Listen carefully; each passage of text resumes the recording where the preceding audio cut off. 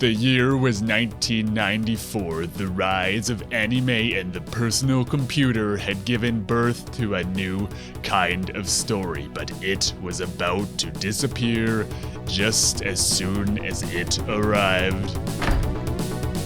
Visual novels were already a dying art form, populated by extremely cheap and mass-produced smut. As soon as developers realized they could throw together suggestive dialogue mixed with some pixelated titty art and have a reliable, if terrible, hit on their hands, companies began to churn out game after game, week after week, inflating the new eroge market to the point where any idiot could throw together a game on a weekend and have it fly off the shelves. You might remember this as the plot of Welcome to the NHK, but it really happened. Everyone could plainly see that this was building up to a bubble waiting to burst as Japanese weebs tired of mass-produced garbage. And it would only be a matter of time until the first major eroge crash since Atari. The industry needed change, and it needed it fast. It was then that, seemingly out of nowhere, when the world needed him most, there came a man named Kano Hiroyuki. A man with a legendary vision, one of a fantasy epic about time travel and world lines, a story that would revolutionize not just visual novels, but the very idea of porn as we know it.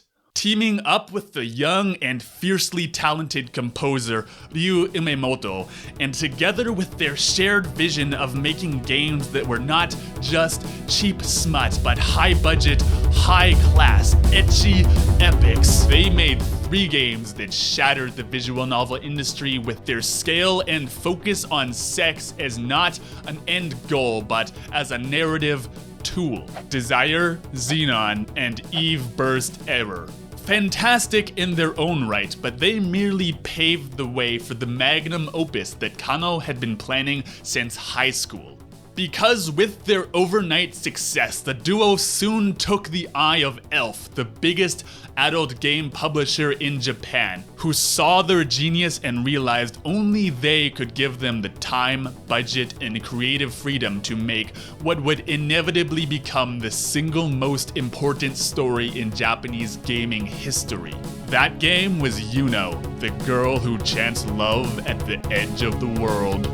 It immediately became the smashest of smash hits, its reach extending far beyond the eyes of virgin weebs and into the hands of Chad gamers, not only introducing all of Japan to the magic of eroge, but finally joining together video games and time travel, a perfect combination like cookie sticks and strawberry chocolate. It's hard to overstate just how much of an influence this game had. It is an epic story about time and fate as you leap through the same 50 hours across parallel world lines to find your destiny, and also titties. If this sounds a lot like Steins, well, now you know why. Yuno laid the foundation for a whole new generation of storytelling, inspiring not just Steins, but Fate, Clannad, and just about every visual novel and anime that came after it.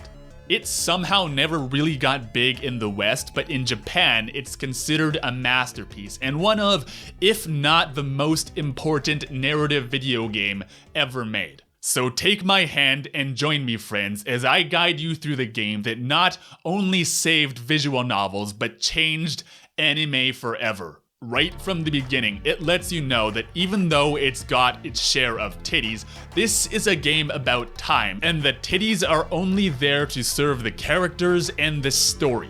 So the prologue begins with the main character, Takuya, having a wet dream about his deceased mother. Oh yeah, you heard that one right. That's messed up. But it gets even better, like the prologue ends with him being kissed by this naked magic woman who totally looks like it could be his mother. And you're like, God, I hope this is not an anime Wincest story, because I am admittedly way too invested to back out now. Then it turns out she's not his mother, but instead his interdimensional time-traveling space daughter from the future whom he later has sex with.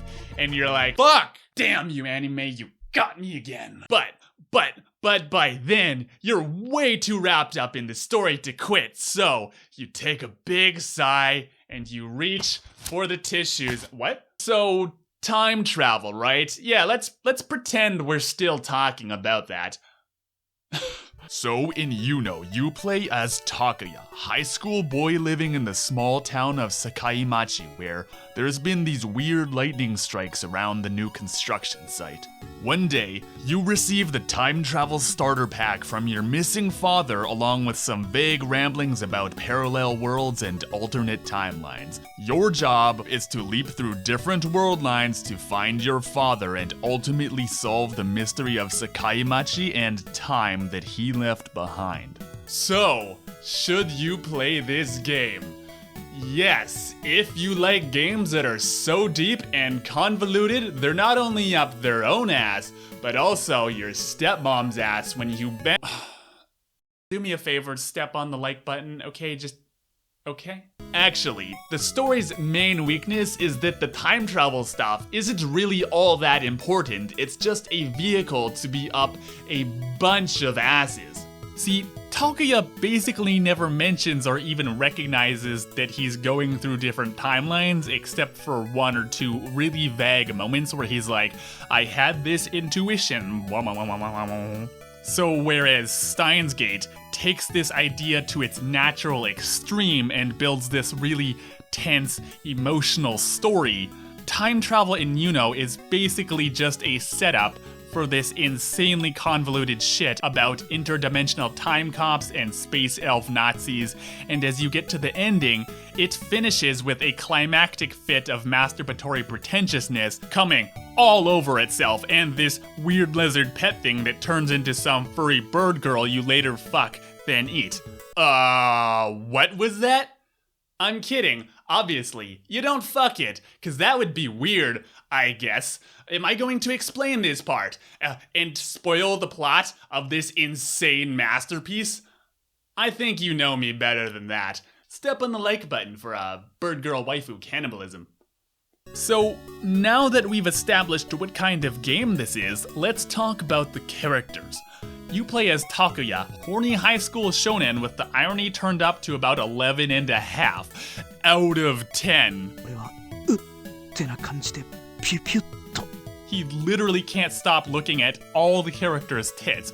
And his favorite phrase is 3 sizes, which gets about the same kind of reaction you'd expect. I think the ironic tone of this game is summed up perfectly in this scene, where when he asks for this girl's 3 sizes, she asks him what he'll do with that information, and he goes, nice.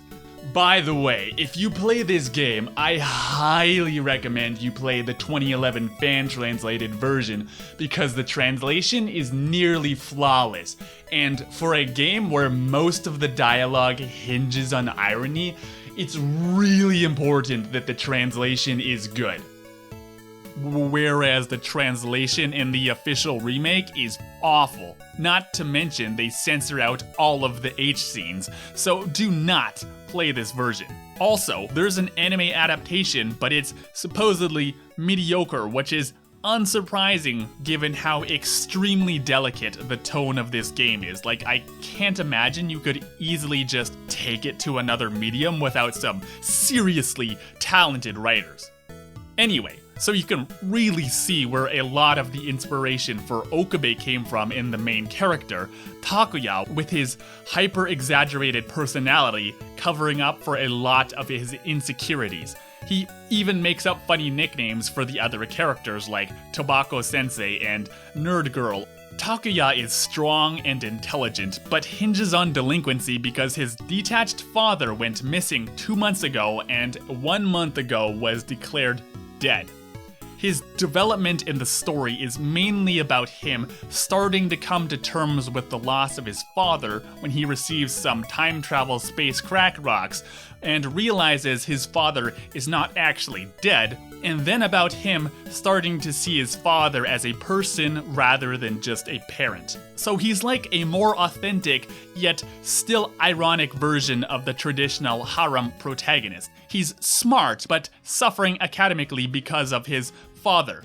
His Father made him practice kendo his whole life, so not only is he strong and good with a sword, this gives credibility to his daddy issues and the part where the smart tsundere girl has a crush on him.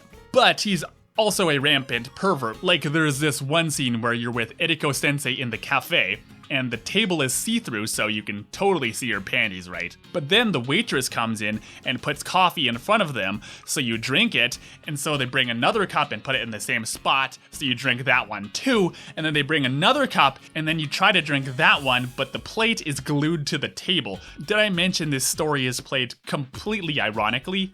And by completely, I mean also in the sense that it still does show you panty shots at every conceivable opportunity, plus like a healthy amount of sex scenes. And it also takes the piss out of the adventure game genre at every conceivable opportunity. I think my favorite line in the whole game is where he says the counter is where you eat, drink, and have sex. Wait, no you don't. And then if you click on it again, he says, I'm not in the mood for sex, thus I have nothing to do with the countertop. That's fucking brilliant. That's brilliant writing. Basically, Takuya is deep enough to make the grandiose plot believable, yet shallow enough that you feel right at home with the silly itch moments. And the regular itch moments. Okay, it's kind of an itch game. Let's meet all the characters you bang. The first girl you meet is Eriko Sensei, who we first see with this glorious upskirt shot as she stands over our main character. She's the one character who doesn't seem to mind all of Takuya's bullshit and even seems to like it. She's cold but likable, and she jerks you off in the locker while you hide and watch two of the other characters go at it like a couple of secret fuck monkeys. There's Mio, the classic tsundere. She's a virgin but comes anyway because Takuya is some sort of sex god, even though he lost his virginity like 2 months before the game starts. I guess he has like anime harem superpowers or something. Kana is the mystery girl who, according to rumor, likes to sleep with a lot of older men, which is not true, she just sells herself to them. Mitsuki is the slutty babe who took your virginity, and she's your teacher, and she's the one you get jerked off to in the locker. Yeah, you're a freak, Takuya. And she fucking kills you in one timeline. Kaori is the slutty newscaster and secret corporate spy. She's got the dirtiest sex scene. And she fucking kills you in one timeline. Ayumi is your new Wincest stepmom. She's actually probably the deepest character. She's trying to be a good mom while dealing with the loss of her husband and the public backlash against her because of her company. And she fucking kills herself in one timeline. Then there's all of the elf girls. We'll hold off on them for a minute because that would be spoilers. I realize I've vaguely spoiled a lot of the game already, but here I'm actually going to spoil it. So if you don't want that, subscribe for more Big Brain Weeb content and come back after, please. So in the game, you jump through all the different timelines to collect all the space crack rocks to put into your time travel pipe and reach Steins Gate. But that's actually only the first half of the game. Once you collect all the Dragon Balls, you get sent to this alternate dimension with honestly a pretty loose connection to the rest of the plot, where you meet, fuck, and marry Salis. Salis is mute and seemingly mentally damaged in the sense of, how do I put this?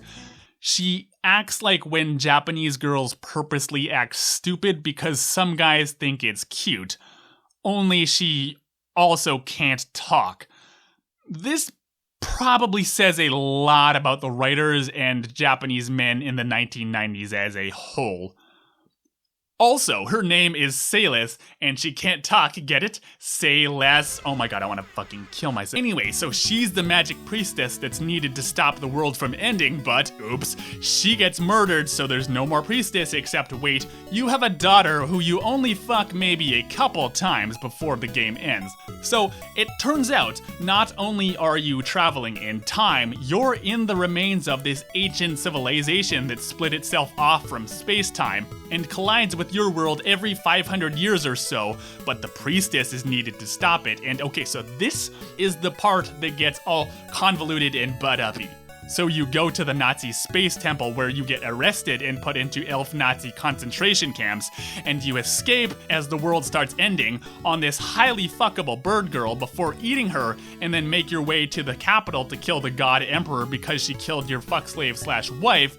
But the God Emperor turns out to be your stepmom, who, remember, you fucked in one timeline, and suddenly the two disjointed plots come together in this insane finale that's, if I'm being completely honest, very smart and butt-uppy, but also a lot more butt-uppy than it is smart. Basically, Ayumi becomes God Emperor to stop the world from ending. The main antagonist up till now is actually an interdimensional time demon who you seal away forever. Eriko-sensei is a time cop from another dimension, and you have to travel with your incestuous space daughter to the beginning of time, where you presumably have lots more dirty wincest sex in what is maybe the most confusing visual novel ending I've ever played, in let's say at least 2 senses of the word confusing.